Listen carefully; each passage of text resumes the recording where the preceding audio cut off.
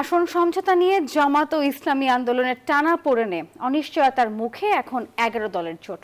দফায় দফায় বৈঠকের পরও চূড়ান্ত প্রার্থী তালিকা ঘোষণা করতে ব্যর্থ হয়েছে দলগুলো। জরুরি বৈঠক শেষে দু একদিনের মধ্যে চূড়ান্ত সিদ্ধান্ত জানানো হবে বলে জানায় ইসলামী আন্দোলন। তবে এখনও জোট নিয়ে আশাবাদী জামাত। নেতাকর্মীদের ধৈর্য ধরার আহ্বান জানিয়েছেন দলটির আমির।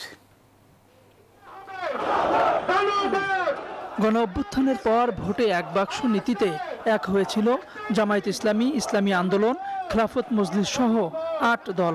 জুলাই সনদ, পিআর সহ অভিন্ন দাবিতে বিভাগীয় সমাবেশ সহ নানা কর্মসূচি পালন করে দলগুলো। ওদের স্বপ্ন পূরণে পাশে থাকতে পেরে আমরা গর্বিত।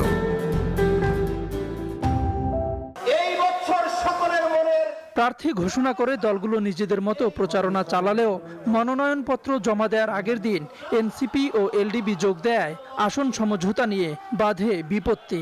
জামায়াত এককভাবে বিভিন্ন সিদ্ধান্ত নিচ্ছে এমন অভিযোগে সামনে আসে ইসলামী আন্দোলন, বাংলাদেশ খেলাফত মজলিস নেতাদের অসন্তুষ্টি।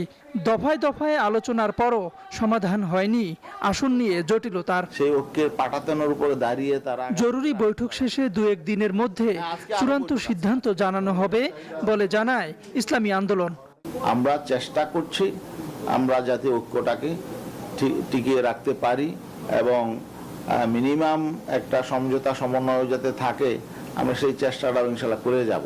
11 দলে থাকা বাংলাদেশ খেলাফত মজলিস বলছে আসন সংখ্যা নিয়ে জামায়াত ইসলামী ও ইসলামী আন্দোলনের টানাপোড়েনেই এই জটিলতা। মূলত প্রেস কনফারেন্সটা স্থগিত করা হয়েছে এই টানাপোড়েন বা কিছু কথাবার্তা যেটা আছে যা দূর করে একটু সুন্দরভাবে যেন আমরা কথা বলতে পারি। তবে জোট নিয়ে এখনো আশাবাদী জামায়াত ইসলামী।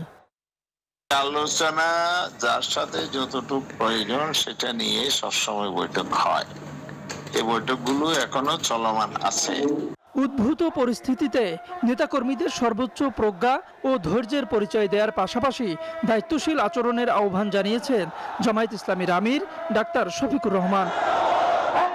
তাওহিদুল ইসলাম, নিউজ 24, ঢাকা।